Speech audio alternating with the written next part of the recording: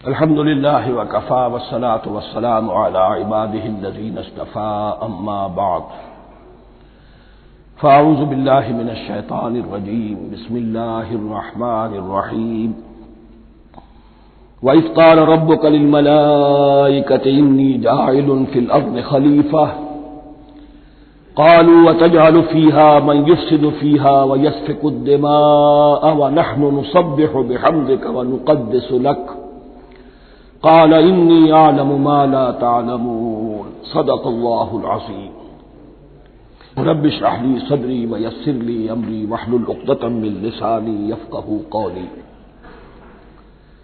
جیسا کہ میں نے عرض کیا تھا، سورہ بقرہ کے پہلے 4 رکوع نہایت اہم ہیں، نہایت جامع ہیں۔ پہلے 2 رکوعوں میں 3 قسم کے انسانوں کی وضاحت کی گئی، 3 قسم کے کردار کے نقشے کھینچ دیے گئے۔ تیسرے رکوع میں قرآن مجید کی دعوت کا خلاصہ آ گیا، توحید فی العقیدہ، توحید فی العمل، یعنی عبادت اللہ کی، ایمان بالرسالت، قرآن مجید کو منزل من اللہ کلام ماننا۔ اس میں اگر شک ہے تو جو بھی چیلنج تھا، اگر واقعتاً تمہیں شک ہے، حقیقت میں شک نہیں ہے، لیکن جیسا کہ تم کہہ رہے ہو کہ تمہیں شک ہے تو کوشش کرو اس کے مقابلے کی ایک صورت بنا لاؤ۔ پھر آخرت، جنت اور دوزخ، ان دونوں کا تذکرہ ہو گیا۔ پھر ایک خاص مسئلہ جو قرآن مجید کے اسلوب پر اعتراض کی شکل میں آیا کہ اس میں مچھر جیسی حقیر شے کا بھی تذکرہ ہے، اس کی حکمت بیان کر دی گئی کہ تشبیہ اور تمثیل میں ظاہر بات ہے کہ ممثل لہو اور ممثل بہی میں مناسبت چاہیے۔ جس چیز کے لیے تمثیل بیان کی جا رہی ہے، جس شے سے تمثیل بیان کی جا رہی ہے، ان میں مناسبت ہونی چاہیے، اس میں عظیم یا حقیر کا کوئی سوال نہیں۔ پھر یہ بات کہ جن لوگوں کے دلوں میں زیغ ہے، کجی ہے، وہ اس قرآن سے بھی ان کی ضلالت میں، گمراہی میں اضافہ ہوگا۔ جو لوگ طالب حق ہیں ان کو یہ قرآن مجید ہدایت دے گا، اور کن کو اللہ گمراہ کرتا ہے؟ جو سرکش ہے، جو نمبر 1 اللہ سے جو عہد کر کے دنیا میں آئے تھے اس کی خلاف ورزی کر رہے ہیں اور صلہ رحمی کے بجائے قطع رحمی کرتے ہیں۔ اس کے بعد ایک بہت اہم فلسفیانہ بات آ گئی، اور اسی کے ضمن میں نے اصل میں یہ ساری بات دہرائی ہے۔ میں نے کہا تھا کہ یہ بات واضح ہوگی آگے جا کر سورہ غافر میں۔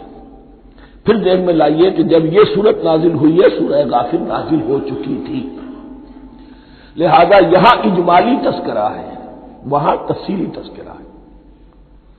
اہل جہنم کا قول نقل ہوا ہے، ربنا امتنا اثنتین واحییتنا اثنتین فاعترفنا بذنوبنا فهل الى خروج من سبیل۔ اے اللہ، تو نے 2 مرتبہ ہم پر موت وارد کی، 2 مرتبہ ہمیں زندہ کیا، اب ہم نے اپنے قصور تسلیم کر لیے، تو اب یہاں سے بھی کوئی اور مرحلہ ہے یا نہیں؟ یہاں سے نکلنے کا بھی کوئی راستہ ہے یا نہیں؟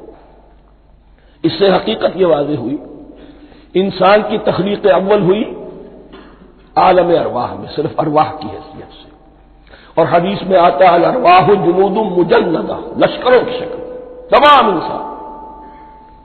ان سے عہد لیا گیا الست بربکم قالوا بلی، پھر سلا دیا گیا ارواح کو۔ یہ گویا کہ پہلی موت تھی جو ہم گزار آئے۔ پھر عالم خلق کا مرحلہ آیا۔ عالم خلق میں یہ تناسل کے ذریعے سے رحم مادر میں جب ایک جنین تیار ہوتا ہے تو ایک حدیث ہے حضرت عبداللہ ابن مسعود سے، 4 مہینے کا جب جنین ہو جاتا ہے تو اس کے بعد وہ روح لا کر اس میں پھونک دی جاتی ہے۔ یہ گویا کہ احیاء اولا ہو گیا، پہلی مرتبہ کا زندہ کیا جانا، پہلی موت کی نیند سے جگا دیا گیا۔ اے تازہ واردان بساط ہوائے دل، اب ہم اس دنیا میں اس جسد کے ساتھ زندہ ہوئے، اب پھر موت آئے گی، جسد یہی چلا جائے گا جہاں سے آیا تھا، روح جہاں سے آئی تھی وہاں واپس جائے گی۔ ثم یمیتکم ثم یحییکم ثم الیہ ترجعون، پھر تمہیں اللہ کی طرف لوٹا دیا جائے گا۔ یہ ہے بہت گہرا نقطہ فلسفہ دین کا۔ اس کے بعد مضمون شروع ہو رہا ہے خلافت کا، جس کا اجمالی جو ہے تذکرہ تیسرے رکوع کی آخری آیت میں آ گیا۔ هو الذی خلق لکم ما فی الارض جمیعا، زمین میں جو کچھ ہے اے انسانوں تمہارے لیے پیدا کیا گیا۔ اسی کے ساتھ جڑتا ہوا مضمون اب خلافت کا آ رہا ہے۔ وَإِذْ قَالَ رَبُّكَ لِلْمَلَائِكَةِ إِنِّي جَاعِلٌ فِي الْأَرْضِ خَلِيفَةً، اور یاد کرو جب کہ کہا تھا تمہارے رب نے فرشتوں سے، میں بنانے والا ہوں زمین میں ایک خلیفہ۔ اب خلیفہ کی حقیقت کو سمجھیے، خلیفہ کسے کہتے ہیں؟ نائب۔ عام طور پر لوگوں کو مغالطہ ہوتا ہے کہ خلیفہ جانشین جو ہے وہ تو کسی کے موت کے بعد ہوتا ہے، زندگی میں تو نہیں ہوتا۔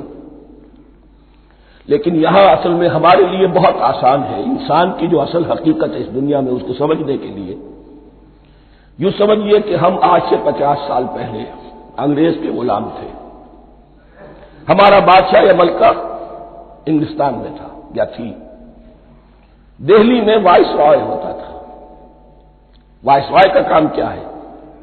جو حکم آیا ہے his master his majesty's government کا یا ہر میجسٹیز گورنمنٹ کا جو حکم آیا ہے بلا چون و چرا، بغیر کسی تغیر اور تبدل کے نافذ کرے۔ ہاں جہاں کوئی حکم وہاں سے نہیں ہے تو یہاں کے حالات میں بہترین اپنی رائے قائم کرے، غور و فکر کرے، یہاں کی مصلحتیں کیا ہے، جو چیز بھی امپائر کی مصلحت میں ہو اس کے مطابق فیصلہ کر سکتا ہے۔ بین ہی یہی رشتہ ہے، اللہ ہے لیکن اللہ نے اپنے آپ کو غیب کے پردے میں چھپا لیا ہے۔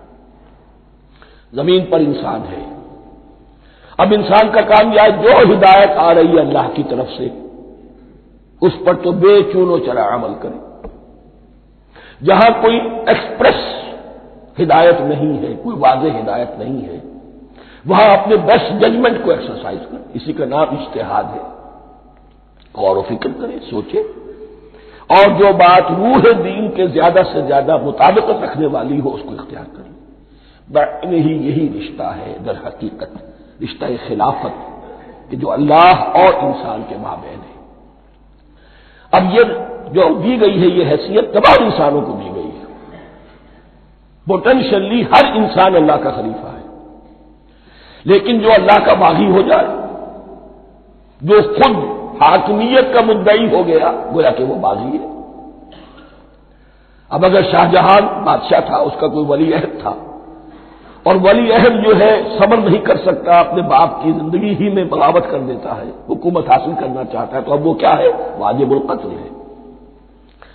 جو لوگ بھی حاکمیت کے مدعی ہو گئے، ویسے تو حقیقت واجب القتل ہے، لیکن دنیا میں مہلت دی ہے اللہ نے، یہ دارالامتحان ہے، فوراً قتل نہیں کرتا، فوراً ختم نہیں کرتا۔ وَلَوْلَا كَلِمَةٌ سَبَقَتْ مِن رَّبِّكَ إِلَىٰ أَجَلٍ مُّسَمًّى لَقُضِيَ بَيْنَهُمْ، اگر یہ پہلے بات طے نہ ہو چکی ہوتی، ایک وقت معین تک کے لیے انہیں مہلت اللہ نے نہ دی ہوتی تو اللہ فیصلہ چکا دیتا، لیکن مہلت دی ہے۔ لیکن کم سے کم اتنی سزا ملتی ہے کہ اب وہ خلافت کے حق سے محروم کر دیے گئے۔ گویا کہ اب خلافت دنیا میں ہوگی خلافت المسلمین، صرف وہی شخص کہ جو اللہ کو مانے اپنا حاکم مطلق، وہ خلافت کا اہل ہے۔ تو یہ چند باتیں خلافت کی اصل حقیقت کے ضمن میں یہیں پر سمجھ لیجیے۔ وَإِذْ قَالَ رَبُّكَ لِلْمَلَائِكَةِ إِنِّي جَاعِلٌ فِي الْأَرْضِ خَلِيفَةً قَالُوا أَتَجْعَلُ فِيهَا مَن يُفْسِدُ فِيهَا وَيَسْفِكُ الدِّمَاءَ وَنَحْنُ نُسَبِّحُ بِحَمْدِكَ وَنُقَدِّسُ لَكَ۔ اور یاد کرو جب کہ تمہارے رب نے کہا تھا فرشتوں سے کہ میں زمین میں خلیفہ بنانے والا ہوں، تو انہوں نے کہا کہ کیا تو بنائے گا اس میں جو فساد مچائے گا اس میں اور خوریزی کرے گا۔ وَنَحْنُ نُسَبِّحُ بِحَمْدِكَ وَنُقَدِّسُ لَكَ، ہم آپ کی تسبیح اور تحمید اور آپ کی تقدیس میں لگے ہوئے ہیں۔ قَالَ إِنِّي أَعْلَمُ مَا لَا تَعْلَمُونَ، فرمایا میں جانتا ہوں جو تم نہیں جانتے۔ اب یہاں سوال پیدا ہوتا ہے کہ فرشتوں کو یہ گمان کیسے ہوا، یا یہ خیال کیسے ہوا؟ دو رائے ہیں اس میں۔ ایک تو یہ کہ انسان کی تخلیق سے پہلے اس دنیا میں جنات تھے، اور انہیں بھی کچھ اللہ نے تھوڑا سا اختیار دیا تھا، اور انہوں نے یہاں فساد مچایا۔ انہی پر قیاس کرتے ہوئے فرشتوں نے سمجھا کہ انسان بھی پھر زمین میں فساد مچائے گا، خوریزی کرے گا۔ ایک دوسری اصولی بات یہ کہی گئی ہے کہ خلافت کا لفظ جب استعمال ہوا تو اس کے معنی ہے کہ کوئی نہ کوئی اختیار بھی ملے گا۔ جنات کے بارے میں خلافت کا لفظ کہیں نہیں آیا، انسان کے بارے میں آ رہا ہے۔ خلیفہ بالکل بے اختیار نہیں ہوتا، جیسا کہ میں نے عرض کیا، جہاں واضح حکم ہے تو اس کی تو تنفیذ، جہاں نہیں ہے وہاں اپنی رائے سے جتنا بھی بہتر سے بہتر سوچ سکتا ہو انسان رائے قائم کرے۔ یہ اختیار جو ہے، ظاہر بات ہے جہاں اختیار ہوگا صحیح استعمال ہونے کا بھی امکان ہے، غلط استعمال ہونے کا بھی امکان ہے۔ اختیار تو بلکہ یہ کہ آپ کا پولیٹیکل سائنس کا تو ایکسیم یہ ہے، authority tends to corrupt and absolute authority corrupts absolutely. تو ٹینڈنسی کرپشن کی ہوتی ہے اختیار کے اندر، اس بنا پر انہوں نے قیاس کیا کہ اس میں فساد ہوگا، خوریزی ہوگی۔ اللہ تعالیٰ نے فرمایا اپنی حکمتوں سے میں خود واقف ہوں، میں کیوں بنا رہا ہوں یہ میں جانتا ہوں، تم نہیں جانتے۔ وَعَلَّمَ آدَمَ الْأَسْمَاءَ كُلَّهَا، اور اللہ نے سکھا دیے آدم کو تمام کے تمام نام۔ اب اس میں بھی ایک رائے تو یہ ہے، بلکہ اس میں تقریباً اجماع ہے مفسرین کا، کہ اس سے مراد ہے تمام اشیاء کے نام، اور تمام اشیاء کے نام سے مراد ہے ان کی حقیقت کا علم۔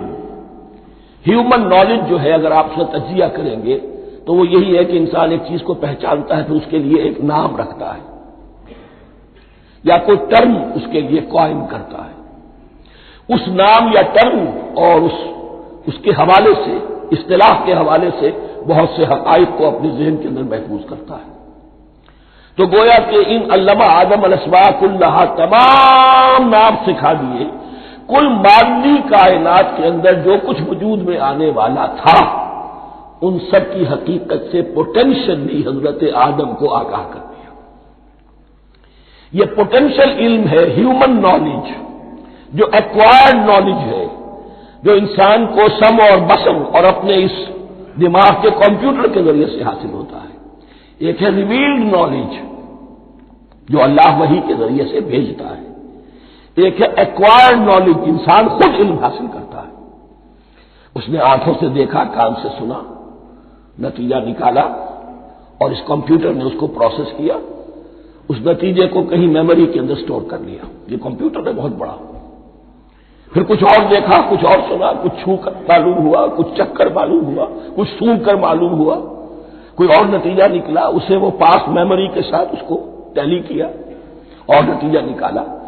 اس طرح رفتہ رفتہ ان السمع والبصر والفؤاد کل اولئک کان عنہ مسئولا، یہ ایکوائرڈ نالج تین چیزوں سے انسان کو حاصل ہو رہا ہے، سماعت، بصارت اور یہ عقل، جو فائدہ اخذ کرتی ہے، جو اس کو پروسیس کرتی ہے، اس تمام جو سینس ڈیٹا اس کو مہیا ہوتا ہے سینس آرگن کے ذریعے سے۔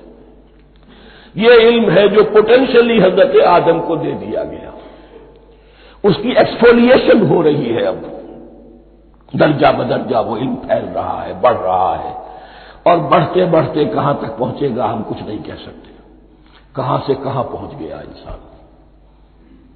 اس نصف صدی کے اندر علم انسانی میں جو ایکسپلوژن ہوا ہے، میں اور آپ اس کا تصور تک نہیں کر سکتے۔ اکثر بڑے بڑے جو سائنسدان ہیں انہیں تصور نہیں ہے، اس لیے کہ ایک شخص اپنی لائن فزکس کے بارے میں جانتا ہے کیا کچھ ہو گیا، یا فزکس کی بھی کسی شاخ کے بارے میں جانتا ہے، باقی دوسری جو لائن ہے اسے کچھ پتہ نہیں۔ اسپیشلائزیشن کا دور ہے، لہذا جو ایکسپلوژن کہا جائے، دھماکہ ہوا ہے علم کا، اس کا کوئی اندازہ نہیں ہے ہمارے پاس، اور کس تیزی کے ساتھ وہ چیز آگے بڑھ رہی ہے، کس تیزی کے ساتھ ایک چیز آج جو ایجاد ہوئی چند دنوں کے اندر اندر اس کے بعد اس کا نیا کوئی ورژن آ جاتا ہے اور یہ چیز جو ہے آبسولیٹ ہو جاتی ہے۔ کمیونیکیشن کے اندر جو انقلاب عظیم برپا ہوا ہے، تو آپ یہ سمجھیے کہ اقبال نے جو شعر کبھی کہا تھا کہ عروج آدم خاکی سے انجم سہمے جاتے ہیں، کہ یہ ٹوٹا ہوا تارا مہ کامل نہ بن جائے، اور یہ مہ کامل بنے گا کب؟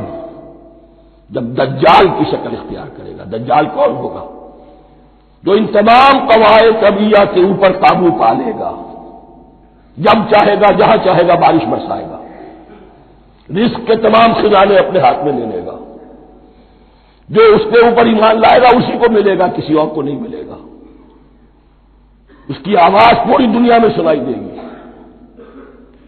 وہ چند دنوں کے اندر پوری دنیا کا چکر لگا لے گا. یہ ساری چیزیں جو حدیث میں دجال کے بارے میں آئی ہیں وہ اسی علم آدم ایکوائرڈ نالج کے اس حد کو پہنچ جانا کہ وہ ٹوٹل مسٹریز نیچر کی جو ہے وہ اس پر منکشف ہو جائے اور ان قواعد طبیعہ کو وہ ہارنس کر لے، قابو میں لے آئے اور انہیں استعمال کرے.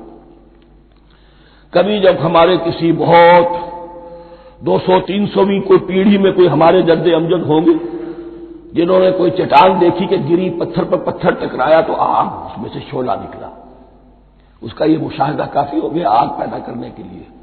پتھروں کو ٹکراؤ آگ پیدا کر لو. یہ اس دور کی سب سے بڑی ایجاد تھی، آگ، انرجی. اب وہ انرجی کہاں سے کہاں پہنچی؟ وہ آگ نے بھاپ کی شکل اختیار کی، پھر ہم نے بجلی ایجاد کی، اور کب کیا ہے ایٹمک انرجی ہے اور ڈبل کیا کیا ہے اللہ عالم. ان تمام چیزوں کا تعلق ہے خلافت ارضی کے ساتھ. لہذا فرشتوں کو جو بتایا گیا وہ یہ ہے کہ آدم کو علم بھی دیا جا رہا ہے، صرف اختیار ہی نہیں دیا جا رہا، علم دیا جا رہا ہے. وَعَلَّمَ آدَمَ الْأَسْمَاءَ كُلَّهَا ثُمَّ عَرَضَهُمْ عَلَى الْمَلَائِكَةِ، پھر ان تمام اشیاء کو پیش کیا فرشتوں کے سامنے. فَقَالَ أَنبِئُونِي بِأَسْمَاءِ هَؤُلَاءِ، اور فرمایا کہ مجھے بتاؤ ان چیزوں کے نام، ان کنتم صادقین، اگر تم سچے ہو. قالوا سبحانك لا علم لنا الا ما علمتنا،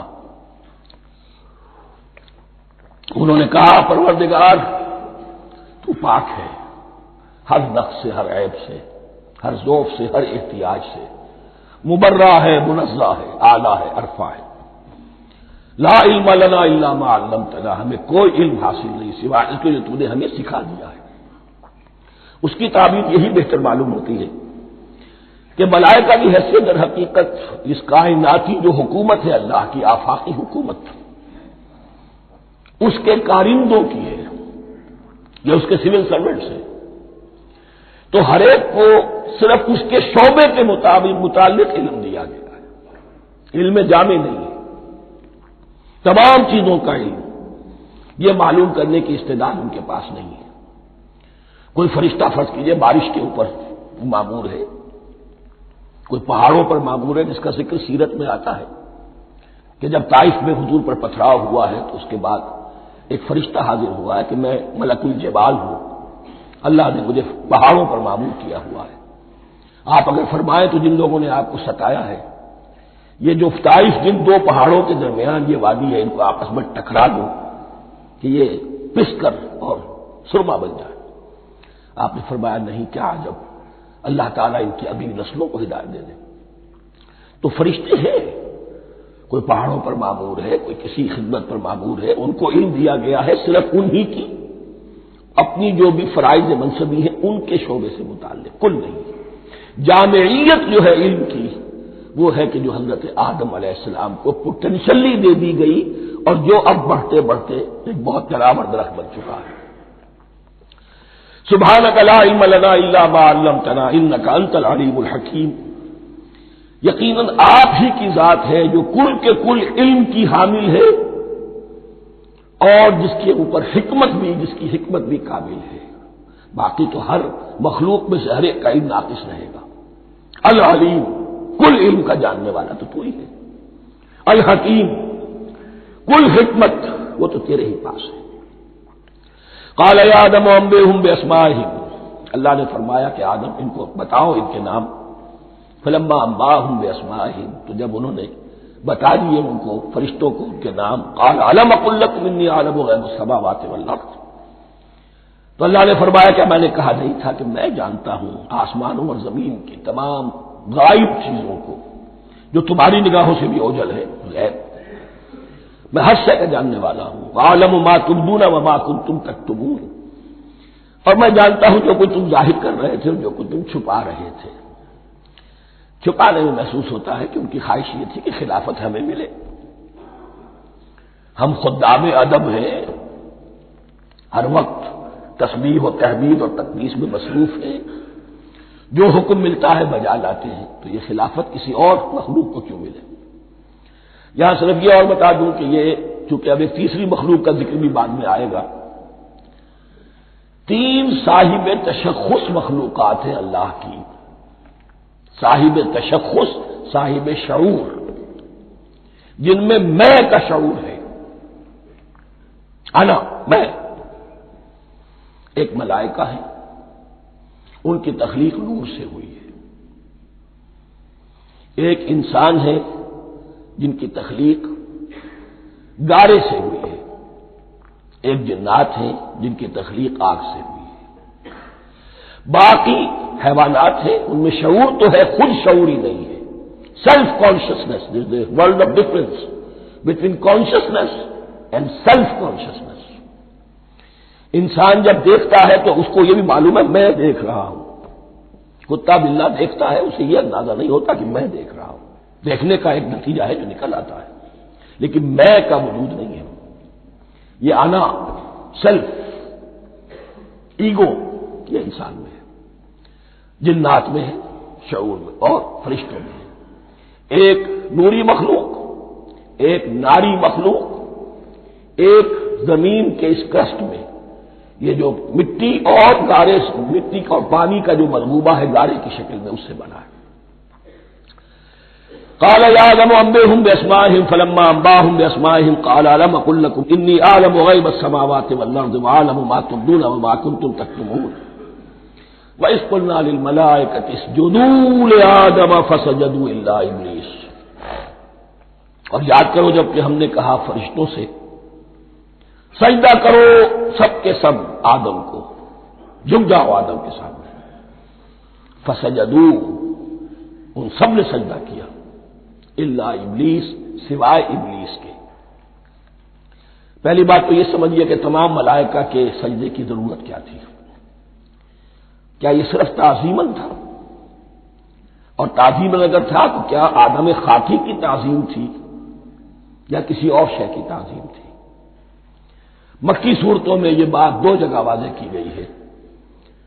فَإِذَا سَوَّيْتُهُ وَنَفَخْتُ فِيهِ مِن رُّوحِي فَقَعُوا لَهُ سَاجِدِينَ، جب میں اس آدم کی تخلیق مکمل کر لوں اور اس میں اپنی روح میں سے پھونک دوں، تب گر پڑنا اس کے سامنے سجدے میں۔ تعظیم اگر ہے تو آدم خاکی کی نہیں ہے، اس کے اندر جو ڈیوائن ایلیمنٹ ہے، جو ڈیوائن سپارک ہے، جو روح ربانی ہے، میری روح، اس کی ہے۔ اور نمبر 2، اس کی حکمت کیا ہے، علت کیا ہے، غرض و غائب کیا ہے؟ جیسا کہ میں نے عرض کیا، اس کائنات کی اس حکومت کے کارندے تو وہ ہیں۔ خلیفہ بنایا جا رہا انسان کو، جب تک یہ ساری سول سروس اس کے تابع نہ ہو، خلافت کیسے کرے گا؟ دیکھیے میں جانا چاہتا ہوں، چوری کرنے کے لیے جانا چاہتا ہوں، راستے میں کتنے فیکٹرز ہوں گے، کتنے فزیکل فینومینا ہوں گے۔ میں چلنا چاہتا ہوں، میں زمین کو دھکیلتا ہوں، زمین مجھے دھکیلتی ہے، زمین مجھے نہ دھکیلے تو میں کیسے چلوں گا؟ یہ پوری کائنات جو ہے، یہ جب ہم کوئی ارادہ کرتے ہیں اور کوئی فیل کرتے ہیں تو اس فیل کے پورے ہونے میں، اس کے ظہور میں نہ معلوم کون کون سے ایلیمنٹس ہیں، کون کون سی فورسز آف دی نیچر ہیں جو ہمارے ساتھ موافقت کرتی ہے تو ہم وہ کام کر سکتے ہیں۔ اور ان سب پر فرشتے مامور ہیں، ہر ایک کی اپنی ڈومین ہے۔ اگر وہ تابع نہ ہو تو خلافت کی کوئی معنی نہیں۔ خلافت دی گئی ہے، یہ ادھر جانا چاہتا ہے جانے دو، یہ نماز کے لیے مسجد میں جانا چاہتا ہے جانے دو، یہ چوری کے لیے نکلا ہے نکلنے دو، اس لیے کہ اس کو جو اختیار دیا گیا ہے، اس کے اختیار کے استعمال میں یہ تمام جو قوتیں ہیں وہ اس کے ساتھ موافقت کرتی ہیں، تب اس کا کوئی ارادہ، وہ اچھا ہو یا برا، وہ پایہ تکمیل کو پہنچ سکتا ہے۔ یہ گویا کہ سبارڈینیشن اس کے لیے سمبل کہ تمام فرشتوں کو جھکا دیا گیا۔ البتہ اس آیت میں ایک مغالطہ پیدا ہوتا ہے، الا ابلیس، سوائے ابلیس کے۔ مغالطہ یہ پیدا ہوتا ہے کہ شاید وہ بھی فرشتہ تھا، اس لیے کہ حکم تو فرشتوں کو دیا گیا تھا۔ پھر نوٹ کیجئے، اس سے پہلے، بہت پہلے سورہ کہف نازل ہو چکی ہے، اور سورہ کہف میں فرما دیا گیا ہے کان من الجن ففسق عن امر ربی، وہ جن تھا، پس اس نے سرکشی کی اپنے رب کے حکم سے. فرشتے کی شان یہ نہیں ہے، وہ اللہ کے کسی حکم کی سرتابی نہیں کرتا. لا یعصون اللہ ما امرہم ویفعلون ما یؤمرون، وہ اللہ کے کسی حکم کی نافرمانی نہیں کرتے اور جو حکم ملتا ہے بجا لاتے. یہ جنات کے اندر اختیار تھا، جیسے اختیار انسانوں کو دیا گیا ہے. جنات میں نیک بھی ہے، بد بھی ہے، اعلیٰ بھی ہے، ادنا بھی ہے، جیسے انسانوں میں. لیکن یہ عزازیل جو جن تھا، علم اور عبادت دونوں کے اعتبار سے بہت بلند ہو گیا تھا، اور یہ فرشتوں کا یوں سمجھیے کہ ہم نشین، فرشتوں کے ساتھ اس طور سے شامل. جیسے بہت سے انسان بھی اگر اپنی بندگی میں، زہد میں، عبادت میں، نیکی میں ترقی کرے تو ان کا ملائے اعلیٰ کے ساتھ، عالم ارواح کے ساتھ، عالم ملائکہ کے ساتھ ایک رابطہ قائم ہوتا ہے. اسی طریقے سے وہ جو عزازیل تھا، جن ہونے کے باوجود اپنی نیکی، عبادت، پارسائی اور اپنے علم میں فرشتوں سے بہت آگے تھا. اس لیے معلم الملکوت کی شکل اختیار کر چکا تھا.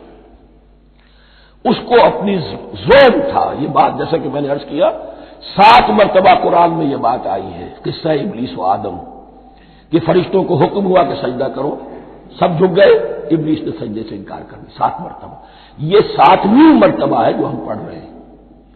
مصحف میں پہلی مرتبہ آ رہا ہے، ترتیب نزول میں 7ویں مرتبہ آ رہا ہے.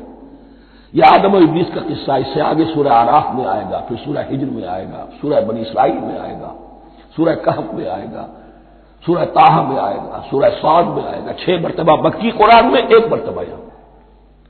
تو یہاں اشارہ نہیں کیا، اس لیے مغالطہ ہو سکتا ہے. لیکن یہ کہ سورہ کہف میں آپ کو بتا چکا ہوں، کان من الجن ففسق عن امر ربی، اس نے اپنے رب کے حکم سے سرتابی کی. نام اس کا عزازیل تھا. ابلیس اس کا صفاتی نام ہے اب، اس لیے کہ اب ابلیسوں کے معنی ہوتے ہیں مایوس ہو جانا. یہ اللہ کی رحمت سے بالکل مایوس ہے، اور مایوس جو ہو جائے وہ شیطان ہو جاتا ہے. اب میرا تو چھٹکارا نہیں ہے، جتنوں کو برباد کر سکوں کروں. میری تو عاقبت خراب ہو چکی ہے، جتنوں کو اپنے ساتھ، ہم تو ڈوبے ہیں سنم، تم کو بھی لے ڈوبیں گے. اب وہ شیطان اس معنی میں کہ انسان کی عداوت اس کی گھٹی میں پڑ گئی. اس نے اللہ سے پھر اجازت بھی لی کہ مجھے مہلت دے دے، یوم یبعثون، قیامت تک کے دن کے لیے، تو میں ثابت کر دوں گا کہ یہ آدم اس رتبے کا حقدار نہ تھا، مستحق نہ تھا جو اسے دیا گیا. انا خیر منہ، میں اس سے بہتر ہوں. خلقتنی من نار وخلقتہ من طین، تو نے مجھے آگ سے بنایا، اسے گارے سے بنایا. لیکن یہ تکبر ہے در حقیقت کہ جس نے اسے راندہ درگاہ حق کر دیا. وَإِذْ قُلْنَا لِلْمَلَائِكَةِ اسْجُدُوا لِآدَمَ فَسَجَدُوا إِلَّا إِبْلِيسَ أَبَىٰ وَاسْتَكْبَرَ. ابا، اس نے انکار کیا، واستکبر، اور تکبر کیا، استکبار کیا. وَكَانَ مِنَ الْكَافِرِينَ. کانا عربی زبان میں 2 طرح کا ہوتا ہے، تامہ، ناقصہ. ایک معنی یہ ہو سکتے ہیں کہ ہو گیا، اب اپنے اس استکبار اور انکار کی وجہ سے کانا من الکافرین، وہ کافروں میں سے ہو گیا. ایک کانا تامہ ہوتا تھا ہی کافروں میں سے، یعنی اس کے اندر سرکشی چھپی ہوئی تھی، اب ظاہر ہو گئی. یہ معاملہ ہوتا ہے، کسی شخص کی بدنیتی اس کے اوپر پردے پڑے رہتے ہیں، نیکی کے، زہد کے، کسی خاص وقت میں آ کر وہ ننگا ہو جاتا ہے، اور جو اس کے اندر تھا اصل، اس کی حقیقت، وہ سامنے آ جاتی ہے. اس کا امکان ہے. تو دونوں معنی اس کے ہو سکتے ہیں. وَقُلْنَا يَا آدَمُ اسْكُنْ أَنْتَ وَزَوْجُكَ الْجَنَّةَ، اور ہم نے کہا کہ اے آدم رہو تم اور تمہاری بیوی جنت میں. اب یہ جنت کون سی ہے؟ اکثر حضرات کے نام کر کے نزدیک یہ جنت کہیں آسمان ہی میں تھی، آسمان ہی میں حضرت آدم کی تخلیق ہوئی.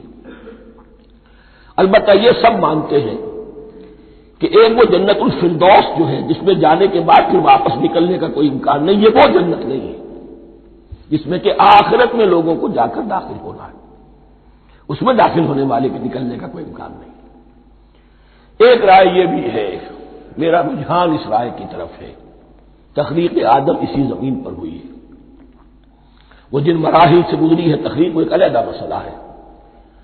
بایولوجی اور وحی دونوں اس پر متفق ہیں کہ مٹی سے، کرسٹ آف دی ارتھ سے انسان بنا ہے، اس پر اتفاق ہے قرآن کا بھی اور بایولوجی کا بھی، جدید علم الحیوانات کا بھی، علم الحیات کا۔ سٹیجز کیا ہے اس میں اختلاف ہو سکتا ہے، اس کو چھوڑ دیجیے، وہ اس وقت کا بحث نہیں۔ یہی کسی اونچے مقام پر کوئی سرسبز و شاداب علاقہ تھا جہاں حضرت آدم کو رکھا گیا، جہاں ہر طرح کے میوے تھے، ہر شے، لا تظمأ فیہا ولا تضحیٰ، نہ اس میں بھوک لگے گی، نہ دھوپ تمہیں ستائے گی، ہر طرح کی چیز تمہیں فراہم ہے۔ وہاں رکھے گئے ہیں صرف ایک ڈیمانسٹریشن کے لیے کہ انہیں نظر آ جائے کہ شیطان میرا دشمن ہے، وہ مجھے ورغلائے گا، طرح طرح سے میرے اندر وسوسہ اندازی کرے گا، میرے اور میری اولاد کے، صرف ایک ڈیمانسٹریشن۔ اس کی مثال یوں سمجھیے کہ سلیکشن تو ہو گیا، CSP گریڈ میں کوئی شخص آ گیا ہے، لیکن اب وہ سول سروس اکیڈمی میں رکھا جا رہا ہے۔ تو یہ کوئی اکیڈمی ہو سکتا ہے اسی زمین پر، وہ صرف بتانا یہ تھا کہ تمہیں معلوم ہو جائے کہ یہ شیطان تمہارا دشمن ہے۔ اس لیے کہ اس میں جو ایک لفظ حبوط کا آ رہا ہے، وہ حبوط صرف ایک ہی معنی میں نہیں ہوتا، دوسری معنی میں بھی ہے۔ واللہ عالم، یہ چیزیں پھر متشابہات میں رہیں گی، اس لیے ان کے بارے میں کوئی ایک رائے دوسری رائے، اس کے لیے ذہن سے، عقل سے بات کر کے ایک یا دوسری رائے اختیار کر سکتے ہیں۔ وَقُلْنَا يَا آدَمُ اسْكُنْ أَنْتَ وَزَوْجُكَ الْجَنَّةَ، اور ہم نے کہا کہ رہو اے آدم تم بھی اور تمہاری بیوی بھی باغ میں، اس باغ میں، الجنہ اس باغ میں، گویا کہ اشارہ کیا جا رہا ہے۔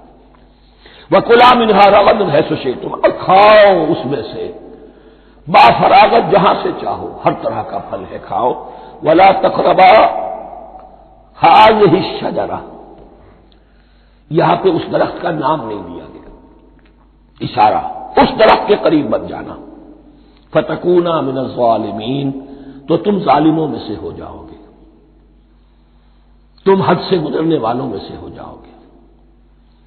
اب اس کی بھی حکمت سمجھیے کہ چونکہ ڈیمانسٹریشن کرانی ہے کہ تمہیں کسی چیز سے، 1000 چیزیں مباح ہیں دنیا میں، چند چیزیں پینے کی حرام ہیں۔ اب تم اگر ان 1000 مباح چیزوں کو چھوڑ کر حرام چیز کو پیتے ہو تو یہ تمہارا اختیار ہوا، جبکہ اللہ تعالیٰ نے مباحات کا دائرہ بہت وسیع رکھا ہے۔ جس سے چاہو چند رشتے ہیں جو بیان کر دیے گئے، یہ حرام ہے، محرمات ہے، ابدیہ ہے، ان سے تو شادی نہیں ہو سکتی۔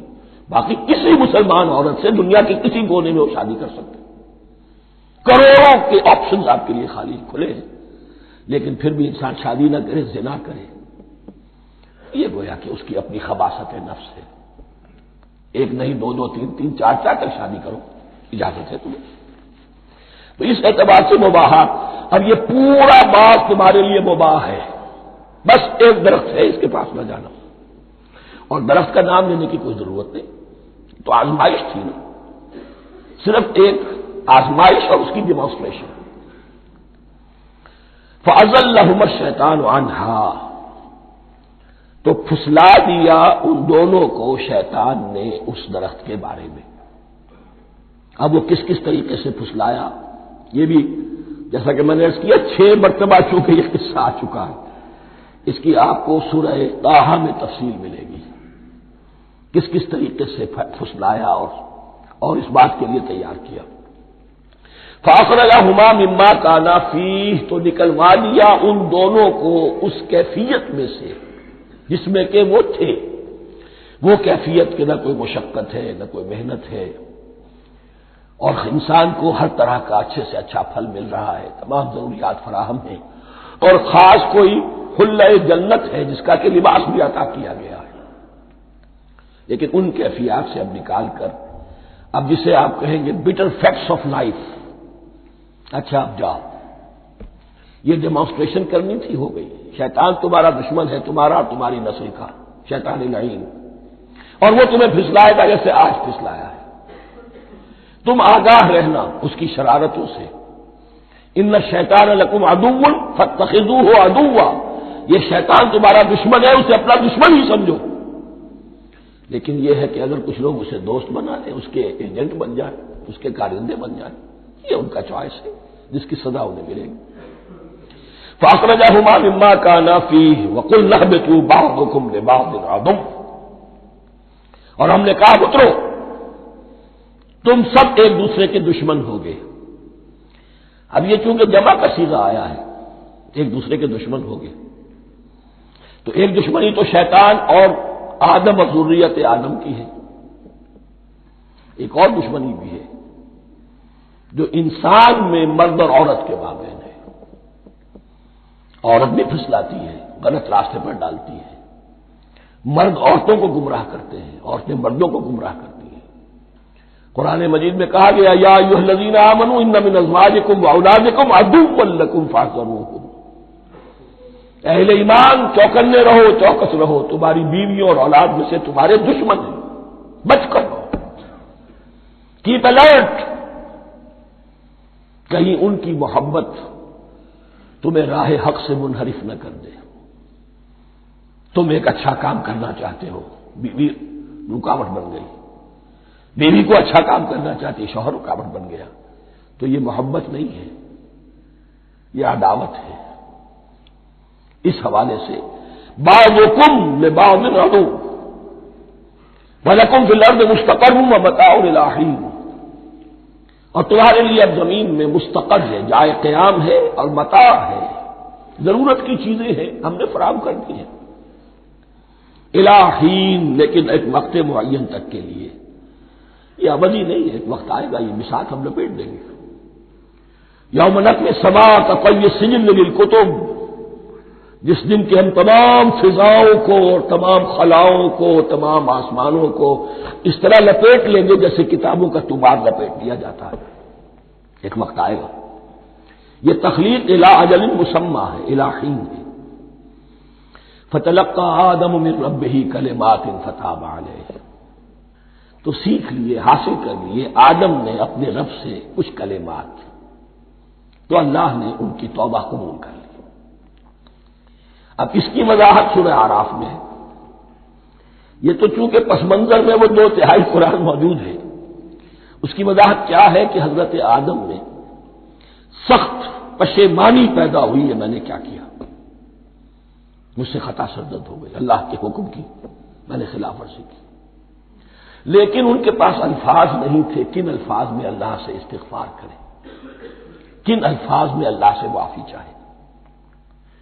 اللہ کی رحمت یہ ہوئی کہ اللہ نے الفاظ انہیں خود تلقین فرما دی، یہ اللہ کی شان رحیمی ہے۔ اصل شے جو ہے وہ انسان کے اندر گناہ پر ندامت کا پیدا ہو جانا ہے، یہ اصل توبہ ہے۔ علامہ اقبال نے جو بڑی اپنی آغاز ان فوانش شباب میں جو اشعار کہے تھے، ان میں سے ایک شعر کو سن کر پھڑک اٹھے تھے اس وقت کے اساتذہ بھی، موتی سمجھ کے شان کریمی نے چن لیے قطرے جو تھے میرے عرق انفعال کے، انفعال کہتے ہیں شرمندگی کو، شرمندگی سے میری پیشانی پر جو پسینے کے قطرے نمودار ہو گئے، میرے پروردگار کو وہ اتنے عزیز ہوئے، اس نے انہیں موتی کی طرف چن لیا، موتی سمجھ کے شان کریمی نے چن لیے قطرے جو تھے میرے عرق انفعال کے، تو فتلقى آدم من ربه کلمات، ان پر پچھتاوا ہوا، ندامت ہوئی، اللہ نے انہیں الفاظ، وہ الفاظ کیا تھے وہ سورہ اعراف میں ہیں، ربنا ظلمنا انفسنا وان لم تغفر لنا وترحمنا لنكونن من الخاسرین، اے اللہ ہم نے اپنی جانوں پر ظلم کیا ہے، اور اگر تو نے ہمیں بخش نہ دیا اور رحم نہ فرمایا تو ہم تو خسارہ والوں میں ہو جائیں گے، تباہ ہو جائیں گے، برباد ہو جائیں گے۔ یہی پر فوری تقابل موجود ہے، غلطی ابلیس سے بھی ہوئی، حکم سے سرتابی ہوئی، لیکن اس پر ندامت نہیں ہوئی، تکبر کی بنا پر اور اکڑ گیا، انا خیر منہ، غلطی آدم سے بھی ہوئی، نافرمانی ہوئی، لیکن اس پر پشیمان ہوئے اور توبہ کی، وہ شیطنت ہے، یہ آدمیت ہے، ورنہ کوئی انسان گناہ سے اور معصیت سے مبرہ نہیں ہے۔ حضور کی ایک حدیث ہے کل بنی آدم کلکم خطاؤون، کل بنی آدم خطاؤون وخیر الخطائین التوابون، آدم کے تمام اولاد، تمام انسان خطا کار ہیں، ان خطا کاروں میں بہتر وہ ہیں، اچھے وہ ہیں جو توبہ کرتے ہیں۔ تو یہاں حضرت آدم سے غلطی ہوئی، انہوں نے توبہ کی، پشیمانی ہوئی، ندامت ہوئی، اس نے کی اور اس پر جم گیا۔ اصرار کیا. فتلقى آدم من ربه كلمات فتاب عليه انه هو التواب الرحیم. یقیناً وہی تو ہے بہت توبہ کو قبول فرمانے والا اور بہت رحم فرمانے والا. یہ نوٹ کیجئے گا توبہ کا لفظ دونوں طرف سے آتا ہے. بندہ بھی تواب وخیر الخطائین التوابون. تواب بندے بھی ہو گئے، تواب اللہ بھی ہے. اس کی اصل حقیقت کیا ہے؟ بندے نے خطا کی اور دور ہو گیا اللہ سے. اللہ نے اپنی رحمت کی نگاہ اس سے پھیر لی. بندے نے توبہ کی، اللہ پھر اپنی رحمت کے ساتھ اس کی طرف متوجہ ہو گیا. توبہ کے معنی پلٹنا. بندہ معصیت سے توبہ کر کے اپنی اصلاح کی طرف، بندگی کی طرف، اطاعت کی طرف پلٹ آیا. اللہ نے جو اپنی نظر رحمت پھیر لی تھی، اللہ نے پھر وہی اپنی شان غفاری اور رحیمی کے ساتھ بندے کی طرف توجہ فرما لی. جس کے لیے حدیث میں الفاظ آتے ہیں، تم اگر میری طرف بالشت بھراؤ گے میں ہاتھ بھراؤں گا، تم اگر چل کر آؤ گے میں دوڑ کر آؤں گا. ہم تو مائل بکرم ہے کوئی سائل ہی نہیں، راہ دکھلائے کسے رہنم منزل ہی نہیں. وہ تو تواب ہے. بس فرق یہ ہے کہ تابا بندے کے لیے ہوگا تو الہ ہوگا، تابا الہ، انی تم تو الیک. اور جب اللہ کی طرف سے ہوگا تابا علیہ، وہ اعلیٰ ہوگا، اس پر توبہ کی. یعنی اللہ کی بلند شان ہے تو انسان توبہ کرتا ہے تو اس کی طرف توبہ کرتا ہے. اللہ کی شان کیا ہے؟ وہ توبہ کرتا ہے تو بندے پر اعلیٰ. فتاب علیہ انہ هو التواب الرحیم. قلنا اهبطوا منها جميعا. ہم نے کہہ دیا اتر جاؤ اس سے اب تم سب کے سب. فَإِمَّا يَأْتِيَنَّكُم مِّنِّي هُدًى. اب یہاں لفظ آیا اہبطوا، یہاں بھی پہلے بھی آیا ہے. جو حضرات یہ سمجھتے ہیں کہ تخلیق آدم آسمانوں پر ہوئی ہے اور جنت بھی وہ آسمان میں ہے جہاں رکھے گئے تھے، آزمائشی یا ٹریننگ یا ڈیمانسٹریشن والی جنت، وہ یہاں حبوط کا ترجمہ کریں گے کہ آسمان سے زمین پر اترنے کا حکم دیا گیا. جو لوگ سمجھتے ہیں یہی کسی بلند مقام پر تھے، وہ کہتے ہیں کہ نیچے اترو، کسی بڑی اونچی سطح مرتفع پر اگر کوئی جگہ تھی تو اب نیچے اترو اور جاؤ، اب تمہیں زمین میں ہل چلانا پڑے گا اب روٹی حاصل کرنے کے لیے. یہ جو نعمتوں کے دسترخوان یہاں بچھے ہوئے تھے یہ اب تمہارے لیے نہیں. اس کے لیے اس معنی میں لفظ کا استعمال جو ہے وہ آ جائے گا آگے چل کر اسی سورہ بقرہ کے اندر، کہ اس معنی میں بھی سورہ بقرہ کے 7ویں رکوع میں یہ لفظ استعمال ہوا ہے. تو امکان اس کا بھی ہے. بس اس سے آگے ادھر یا ادھر کی زیادہ بحث کرنے کا یہ موقع دورہ ترجمہ قرآن میں نہیں ہے. قُلْ اهْبِطُوا مِنْهَا جَمِيعًا فَإِمَّا يَأْتِيَنَّكُم مِّنِّي هُدًى فَمَن تَبِعَ هُدَايَ فَلَا خَوْفٌ عَلَيْهِمْ وَلَا هُمْ يَحْزَنُونَ. تو جب بھی آئے گی تمہارے پاس میری جانب سے کوئی ہدایت، تو جو کوئی میری ہدایت کی پیروی کرے گا اس کے لیے نہ خوف ہوگا اور نہ وہ حزن سے دوچار ہوگا. یہ ہے علم انسانی کا دوسرا گوشہ، ریویلڈ نالج. اس چوتھے رکوع کی جو حسن ہے اسے دیکھیے. شروع میں ایکوائرڈ نالج کا ذکر ہے جو پوٹینشلی حضرت آدم کی ذات میں رکھ دیا گیا اور جو انسان نے پھر اپنی محنت سے ان السمع والبصر والفؤاد اس کے ذریعے سے آگے بڑھایا. یہ علم ہے چل رہا ہے. آج مغربی اقوام ہم سے بہت آگے ہیں. کبھی ایک زمانے میں مسلمان آگے نکل گئے تھے، لیکن ظاہر بات ہے کہ اس دنیا میں عروج تو انہی کو ہوگا جو ان چیزوں میں سب سے زیادہ جس کی آگہی حاصل ہوگی. البتہ ایک علم وہ ہے جو آسمان سے نازل ہوتا ہے، یہ گیون ہے، ریویلڈ نالج ہے، یہ وحی ہے. فَإِمَّا يَأْتِيَنَّكُم مِّنِّي هُدًى. تمہارے مقام خلافت کا تقاضا یہ ہے جو احکام ہمارے آئے، جو ہدایات ہم بھیجیں ان کو تو پوری طریقے سے اس کی پیروی کرو. فَمَن تَبِعَ هُدَايَ. تو جو کوئی بھی میری ہدایت کی پیروی کرے گا فَلَا خَوْفٌ عَلَيْهِمْ وَلَا هُمْ يَحْزَنُونَ. وَالَّذِينَ كَفَرُوا. اور جو ناشکری کریں گے، کفر کریں گے، انکار کریں گے، وَكَذَّبُوا بِآيَاتِنَا. اور ہماری آیات کو جھٹلائیں گے، فَأُولَٰئِكَ أَصْحَابُ النَّارِ هُمْ فِيهَا خَالِدُونَ. تو وہ جہنمی ہوں گے، آگ والے ہوں گے، اس میں ہمیشہ ہمیشہ رہیں گے۔ یہ ہے گویا کہ چارٹر، اس نوع انسانی کو جو ابدی چارٹر اللہ نے دیا ہے، جبکہ زمین کا چارج دے دیا گیا خلیفہ کی حیثیت سے۔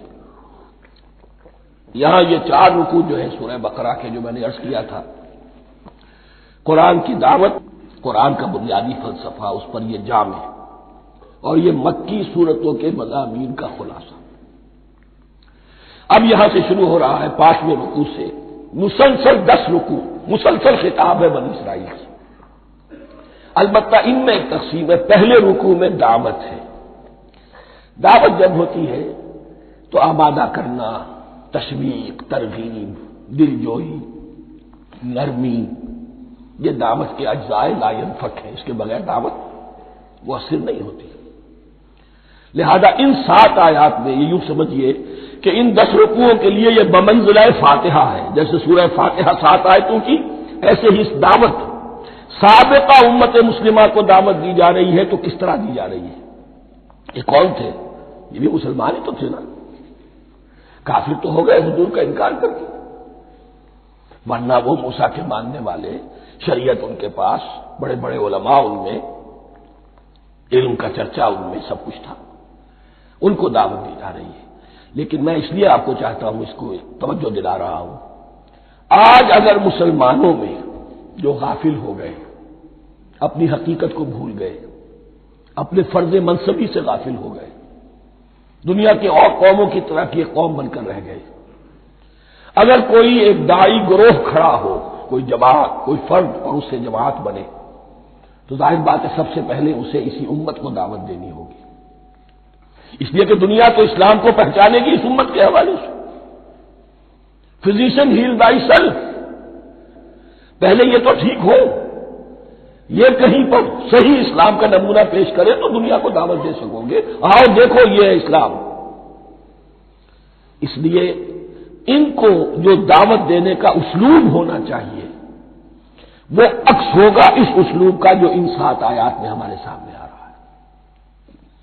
یا بنی اسرائیل اذکروا نعمتی التی انعمت علیکم، اے بنی اسرائیل، اسرائیل کو سمجھ لیجئے، یہ مرکب لفظ ہے، اسم، اسی سے اسیر بنا ہے، اسیر جو کسی کا قیدی ہوتا ہے۔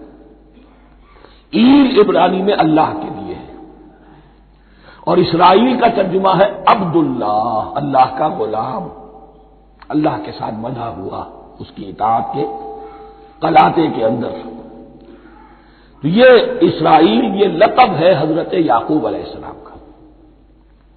ان کے 12 بیٹے تھے، 12 بیٹوں سے جو نسل چلی وہ بنی اسرائیل ہے، انہی میں حضرت موسیٰ کی بعثت ہوئی اور تورات انہیں دی گئی، پھر یہ ایک بہت بڑی امت بنے۔ ان پر 4 ادوار آ چکے تھے قرآن مجید کے نزول کے وقت تک۔ 2 مرتبہ اللہ کی رحمت کی بارشیں ہوئیں،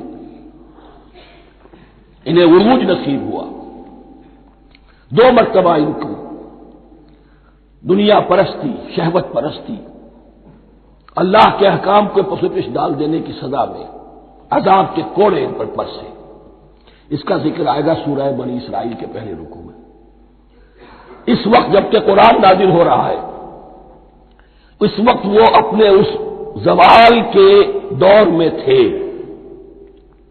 حال یہ تھا کہ حضور صلی اللہ علیہ وسلم کی بعثت سے پہلے ہی 2nd ٹیمپل بھی شہید کیا جا چکا تھا، گرایا جا چکا تھا۔ حضرت سلیمان نے جو بنایا تھا ہیکل سلیمانی، جس کو یہ 1st ٹیمپل کہتے ہیں، اسے نیبوکدنیزر نے گرا دیا تھا حضرت مسیح سے بھی کئی سو سال پہلے۔ لیکن اس کے بعد پھر یہ رومنز نے سن 70 عیسوی میں حضور کی ولادت سے 500 برس پہلے ان کا یہ یروشلم تباہ و برباد ہوا، اس میں لوگوں کو قتل کیا گیا، قتل عام ہوا، اور 2nd ٹیمپل جو ہے وہ بھی گرا دیا گیا، جو اب تک گرا پڑا ہوا ہے۔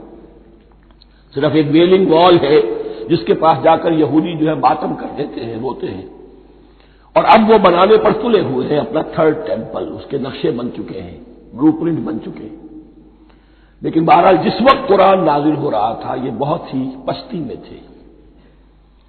اس کے بارے میں فرمایا، اے بنی اسرائیل ذرا یاد کرو میرے اس انعام کو جو تم پر ہوا، وہ انعام کیا ہے؟ میں نے تمہیں اپنی کتاب دی، نبوت سے سرفراز فرمایا، اپنی شریعت تمہیں عطا فرمائی، تمہیں داؤد، تمہارے اندر داؤد اور سلیمان جیسے بادشاہ اٹھائے جو بادشاہ بھی تھے، نبی بھی تھے۔ وَأَوْفُوا بِعَهْدِي، اور میرے وعدے کو پورا کرو تاکہ میں بھی اپنے وعدے کو پورا کروں۔ یہ وعدہ ہے جو کتاب استثناء جو ہے اولڈ ٹیسٹمنٹ کی، ڈیوٹرانومی، اس کے 18ویں باب کی آیت نمبر 18-19 میں ہے۔ حضرت موسیٰ سے خطاب کر کے اس میں اللہ نے یہ الفاظ فرمائے، میں ان کے بھائیوں میں سے تیرے مانند ایک نبی برپا کروں گا اور اس کے منہ میں اپنا کلام ڈالوں گا، اور وہ وہی کچھ بتائے گا جو میں اس سے کہوں گا۔ یہ گویا کہ حضرت موسیٰ علیہ السلام کی امت کو بتایا جا رہا تھا کہ نبی آخر الزماں آئیں گے اور تمہیں انہیں قبول کرنا ہے۔ قرآن مجید میں اس کا بڑا تفصیلی ذکر سورہ اعراف میں آئے گا انشاءاللہ، لیکن یہاں فرمایا اوفوا بعہدی اوف بعہدکم، تم میرا عہد پیرا پورا کرو، میرے اس نبی کو تسلیم کرو، اس پر ایمان لاؤ، اس پر کی صدا پر لبیک کہو، تو میں تمہیں میرے انعام و اکرام اور بڑھتے چلے جائیں گے۔ وَإِيَّايَ فَارْهَبُونِ، اور صرف مجھ سے ڈرو۔ وَآمِنُوا بِمَا أَنزَلْتُ مُصَدِّقًا لِمَا مَعَكُمْ، اور ایمان لاؤ اس پر جو میں نے نازل کیا ہے، جو تمہارے پاس جو تورات ہے اس کی تصدیق کرتے ہوئے آیا ہے۔ اس کے دو معنی ہے، ایک تو قرآن تصدیق کرتا ہے تورات کی اور انجیل کی، فیہا ھدی ونور، فیہ ھدی ونور، اور دوسرے یہ کہ قرآن اور محمد صلی اللہ علیہ وسلم ان پیشین گوئیوں کے مصداق بن کر آئے ہیں جو تورات میں تھی، ورنہ وہ پیشین گوئیاں جھوٹی ثابت ہوتی۔ ان کے مصداق کون ہے؟ قرآن اور محمد صلی اللہ علیہ وسلم، یہ دونوں معنی اس کے ہیں۔ وَآمِنُوا بِمَا أَنزَلْتُ مُصَدِّقًا لِمَا مَعَكُمْ وَلَا تَكُونُوا أَوَّلَ كَافِرٍ بِهِ، اور دیکھو تم ہی سب سے پہلے ان کا کفر کرنے والے نہ بن جاؤ۔ تمہیں تو سب کچھ معلوم تھا، تم تو منتظر تھے، تم تو آخری نبی کے انتظار میں تھے اور ان کے حوالے سے دعائیں کیا کرتے تھے کہ اللہ اس نبی آخر الزمان کے واسطے سے ہماری مدد فرما اور کافروں کے مقابلے میں ہمیں فتح عطا فرما۔ یہ آئے گا آگے چل کر اسی سورہ بقرہ کے اندر۔ لیکن اب تم ہی سب سے بڑھ کر کافر ہو گئے، تم ہی سب سے بڑھ کر دشمن ہو گئے۔ وَلَا تَكُونُوا أَوَّلَ كَافِرٍ بِهِ وَلَا تَشْتَرُوا بِآيَاتِي ثَمَنًا قَلِيلًا، اور دیکھو میری ان آیات کے عوض حقیر سی قیمت قبول نہ کرو۔ یہ آیات الہیہ ہیں، ان کو رد کر رہے ہو کس لیے؟ ہماری مسندیں، ہماری حیثیت، ہماری چودراہٹیں، کہیں ان پر کوئی آنچ نہ آ جائے۔ حقیر سی چیزیں، یہ صرف اس دنیا کا سامان ہے، اس کے سوا کچھ نہیں۔ وَلَا تَشْتَرُوا بِآيَاتِي ثَمَنًا قَلِيلًا وَإِيَّايَ فَاتَّقُونِ، اور صرف مجھ میں اس سے تقوی اختیار کرو، میرا تقوی اختیار کرو۔ وَلَا تَلْبِسُوا الْحَقَّ بِالْبَاطِلِ وَتَكْتُمُوا الْحَقَّ وَأَنْتُمْ تَعْلَمُونَ، اور نہ گڑبڑ کرو حق کے ساتھ باطل کو، اور بس چھپاؤ حق کو، ذرا حالے کہ تم جانتے ہو۔ یہ بات اچھی طرح نوٹ کرنی ہے، جانتے بوجھتے کرنا، ایک ہے مغالطے میں کرنا، وہ ضلالت ہے، گمراہی ہے۔ ایک جان بوجھ کر کرنا، حق کو پہچان کر اسے رد کرنا، یہ پھر اللہ تعالیٰ کے غضب کو دعوت دینا ہے، wrath of اللہ، اس کے غضب کو دعوت دینا ہے کہ حق کو پہچان کر اس کی نفی کی جائے۔ وَأَنْتُمْ تَعْلَمُونَ، علماء یہود قرآن مجید میں آگے چل کر آئے گا، ایسے پہچانتے تھے محمد کو اور قرآن کو جیسے اپنے بیٹوں کو، یعرفونہ کما یعرفون ابناہم، ایسے پہچانتے جیسے اپنے بیٹوں کو۔ وَأَقِیمُوا الصَّلَاةَ وَآتُوا الزَّکَاۃَ، دیکھو نماز قائم کرو، زکوٰۃ ادا کرو۔ وَارْكَعُوا مَعَ الرَّاكِعِينَ، اور جھکنے والوں کے ساتھ جھکو۔ یہ اول تو رکوع کو انہوں نے اپنے ہاں سے خارج کر دیا تھا، ثانیاً باجماعت نماز ان کے ہاں ختم ہو گئی تھی۔ وَارْكَعُوا مَعَ الرَّاكِعِينَ، جماعت باجماعت نماز کی طرف اشارہ ہے۔ أَتَأْمُرُونَ النَّاسَ بِالْبِرِّ وَتَنْسَوْنَ أَنفُسَكُمْ، کیا تم لوگوں کو نیکی کا حکم دیتے ہو، تقویٰ کی، پارسائی کی تعلیم دیتے ہو؟ میں کہہ رہا ہوں کہ اصل میں مخاطب کون ہے؟ علماء یہود، اس آیت سے ثابت ہو گیا عالم ہمارا بھی جب بھی کھڑا ہوگا اونچے سے اونچا آواز کہے گا، اعلیٰ سے اعلیٰ بات کہے گا۔ اکثر و بیشتر کا حال یہ ہے کہ ان کا اپنا کردار دیکھیے تو کوئی مناسبت ہی نہیں اس سے کہ جو وہ بات کہہ رہا ہے، جو لوگوں کو دعوت دے رہا ہے اس پر خود عمل نہیں۔ تو یہی در حقیقت علماء یہود کا کردار بن چکا تھا۔ اتامرون الناس بالبر وتنسون انفسکم، کیا تم لوگوں کو نیکی کا حکم دیتے ہو اور خود اپنے آپ کو بھول جاتے ہو؟